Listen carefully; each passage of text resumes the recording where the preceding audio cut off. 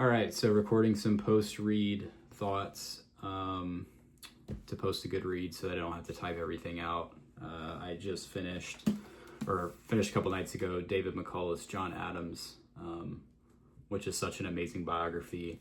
This is actually the second time that I've read it. I read it for the first time when I was between like 11 and 12 years old, and I watched the HBO miniseries with Paul Giamatti like right after it and been frankly obsessed with it ever since. So that, speaks a lot to me, how nerdy of a kid I was and how nerdy of a person I was. But anyway, so I really, really love this book. And anytime you see a list of, at least from, American authors, that perspective of just best biographies, this one always comes up, and it comes up for a particular reason. It's actually only the second book by McCullough that I've read. I read 1776 and this one, but Truman is another one that he's famous for and won the Pulitzer Prize for. I have it, but I haven't read it yet, and that one's definitely on my list. And then there's a couple more that he's got on different subjects, like the Wright brothers or the Panama Canal, that I definitely am very interested in reading. So, high level, I love this book. I think it's incredibly impressive. When I think about my favorite biographers, I think there's each one kind of has a different flavor, different aspect that they'll bring to a particular story that they're writing. So I love Ron Chernow. His book on Grant is one of my favorite biographies. And that book is a huge undertaking because of a crazy life lived by Grant, but you could make the same case for John Adams. Difference is that I feel like Chernow packs just so much information in there, especially in a cradle to grave story. It feels like you're just getting everything you possibly can get, and his books end up feeling like a lot longer because of that, which I welcome. I love Grant. I love his bio on Hamilton, Washington, and he's got others as well. When I think about somebody like Andrew Roberts, he has kind of like a breezier kind of style where the pace just flows a little bit quicker. It doesn't feel just as dense with information. He even will throw in some references to the modern day of where certain things are located in museums, or a location of a building or something, or how that's changed. And it kind of just it makes it flow a little bit differently. I feel like this book in particular from McCullough is a blend of the two, where, he covers everything in Adams's life, but the book in terms of readable text was 650 pages. So really not that long. I expected it to be longer. And that was kind of one of the things that I wanted to hit on was a ton happens in Adams' life. You could say that he has one of just the most decorated political careers of anyone in U.S. history. And he lives in one of the most fascinating time periods, I think, in our history as well. But the book flows so quickly, and I think it's for a good reason. It's an amazing book. It's amazing to read. It just, you kind of keep pushing through it. But at the expense of not spending a lot of time on particular topics, which I'll talk more about in a bit. But that was something that I was, I think, surprised by, just how fast the pace is, I guess. So the book it's divided into three main sections. Part one is called Independence. Part one is called Revolution. And it focuses on, Adams's early life, his time as a lawyer in the Boston area, and kind of a lot of the build up to the actual American Revolution. And then it covers his time in both the First Continental Congress and the Second Continental Congress. And a lot of the war effort. And then part two is called Distant Shores, which covers about a decade of his life of diplomatic service when he served in France and Amsterdam and Britain. That covers the back portion of the war, the end of the war, and then kind of through the 80s until the mid 80s when he's recalled and comes home. And then part 3 is called Independence Forever. So it starts with his election as, Washington's vice president for 2 terms. And then obviously his 1 term as president, and then kind of his retirement. I think that when I first read it as a kid, I was just so most excited to get to part 3 of just like, let me get to the good stuff, if you will, of his presidency and everything. I think my favorite part this time was actually part 2 of his diplomatic service. It's pretty amazing when you consider, with so many other things too on the domestic front, but just so many things as they happened for the first time, there was really no model for it, in terms of our government structure system. And so I think I was just really fascinated this time hearing about like the dynamics between, when he was on a peace committee with Franklin or Jefferson or whoever it is, and their dealings with, like the Confederation Congress at the time. The delays that they would have in their communication was crazy. How arduous the journeys were to get to and from. It just was very, very different, I think, now with how things are done, even with like how formal appointments work and stuff like that. I thought an interesting note was when he kind of had some disagreements with Franklin when he was serving on the commission to try to make peace in France before the war ended. They had some disagreements on how to interact with the French foreign minister, the Comte de version, and just like their different tactics in general. Franklin was way more of a pacifist and just kind of letting France kind of have what they wanted and just appeasing them to keep them along. Adams very much was America first and what America needed, even if that was the expense of, French happiness at the time or their lenience towards America or whatever it is. But when things kind of soured and didn't go particularly well, he just went to Amsterdam on his own because he thought that was a good idea and that he could obtain a loan from them. He did that before he heard from Congress, before they ever officially appointed him. He just did it, and I think that's just so interesting in how different things are now, of course, with how quick communication and travel are. Is just something interesting to think about. So part 1, it's interesting. I think McCullough does a good job kind of just like tracing through the early steps of the revolution and how that happens through Adams' life, and his time as a lawyer, especially in the Boston area, when Boston was like kind of the epicenter of the early stages of the revolution in so many different ways. One of my favorite aspects of Adams's career is when he defended the British soldiers after the Boston Massacre incident in 1770. That's one of the examples of I was shocked how quickly it's covered in this book. I think there's only like 3 pages devoted to it. And that speaks to just his style of, he just mentions it and a brief kind of overview and the results of it, and then just moves on.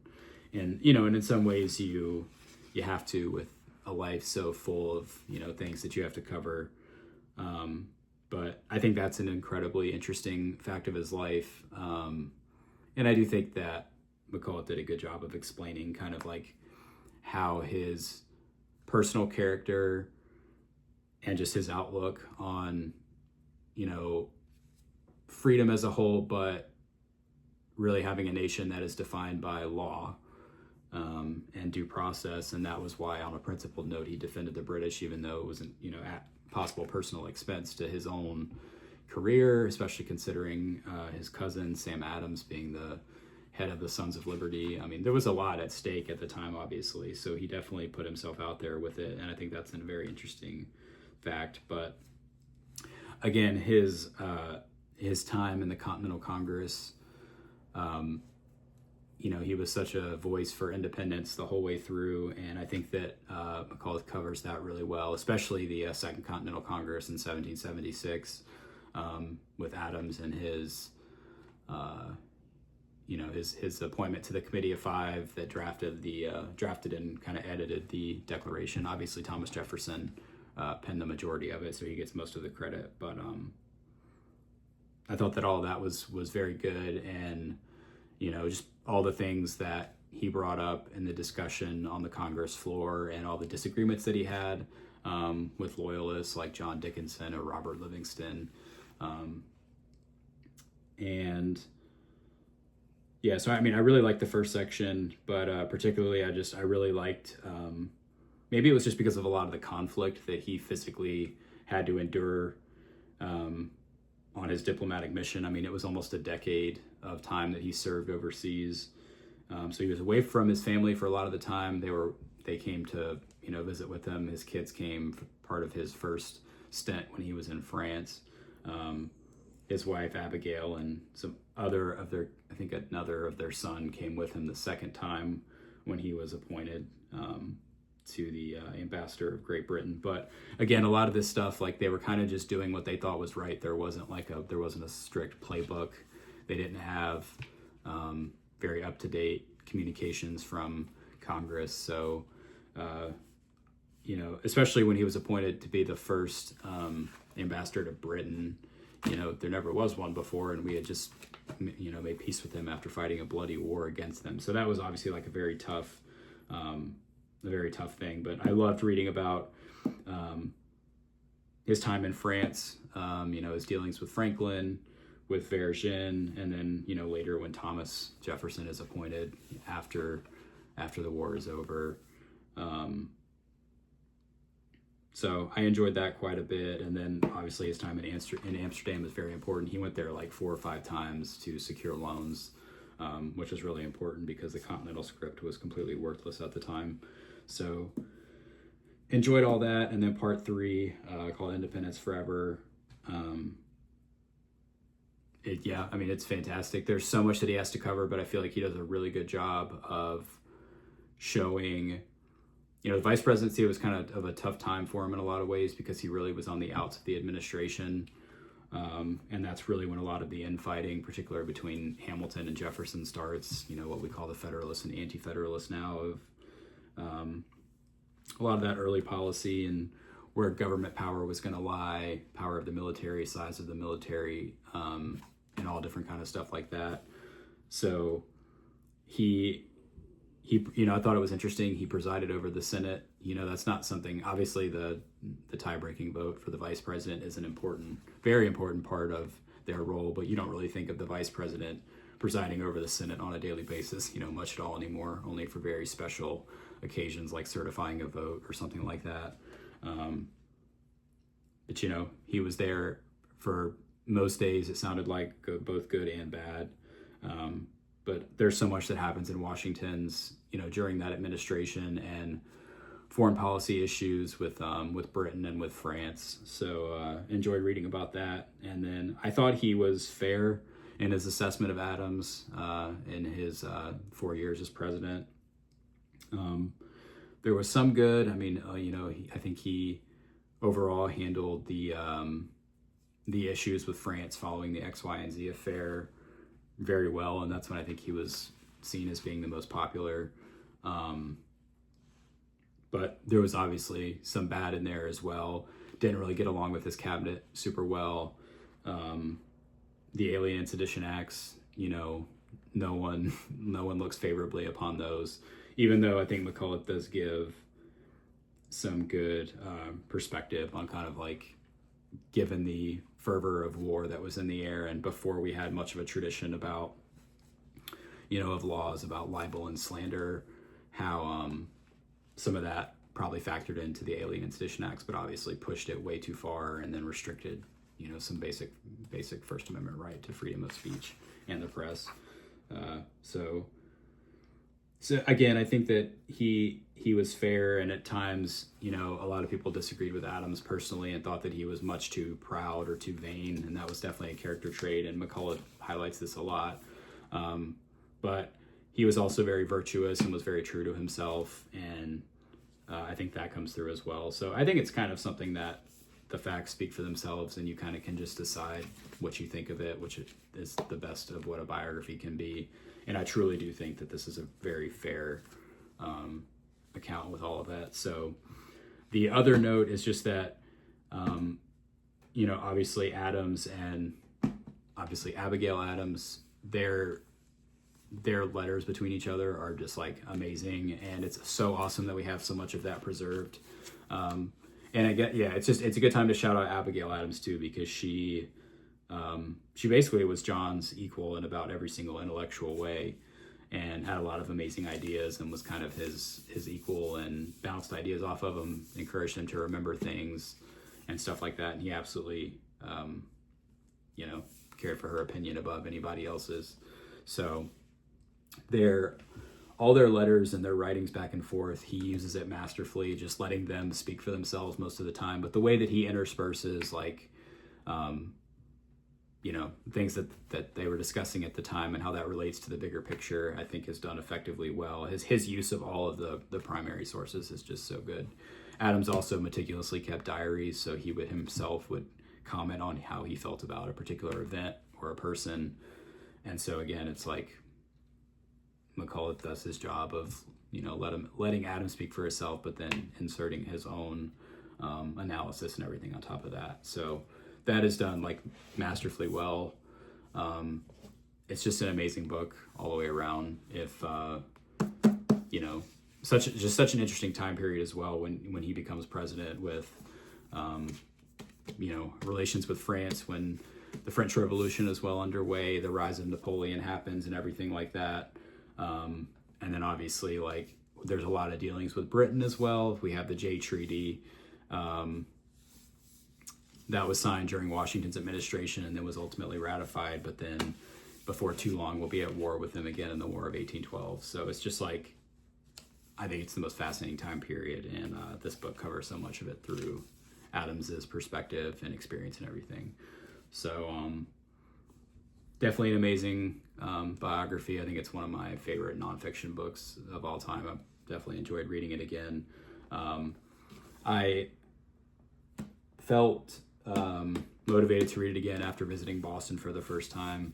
I visited Peacefield, which was the Adams's home for several generations. Definitely worth visiting if you have a chance to. But yeah, awesome book. Definitely 5 stars. It's masterfully done. I don't think it's like perfect, but it's very, very close. The one thing that I think is a little strange is he would kind of tell things out of order in certain times. Like, if I remember correctly, he starts out the book where Adams is on the road back to Philadelphia for the meeting of the Second Continental Congress. And I believe it was the winter, like very, very early 76 when he was traveling then. But then like later on in the first part, he'll go back and discuss like his childhood and then his early days as a lawyer, his stint at the First Continental Congress, and then his first time going to the Second Continental Congress right after the war breaks out in 75. Then this would have been the 3rd time when he went back. So it's a little like back and forth for some reason. And then there was a part, I think, where when Abigail went to meet him in London when he was appointed to the ambassador to Britain, he mentions that Abigail went and saw like a portrait that was done of him during his time in London, when we hadn't had that yet in the book, like as a part of the. So I was like flipping through the index trying to find like, wait, what did I miss something? What was that? But he actually just covers that a little bit later after that. So I'm not sure why certain things like that were done out of order. But anyway, that's just a very small thing of an incredible book. So I definitely give it 5 stars. It's a masterful biography, and definitely recommend to anyone that's interested.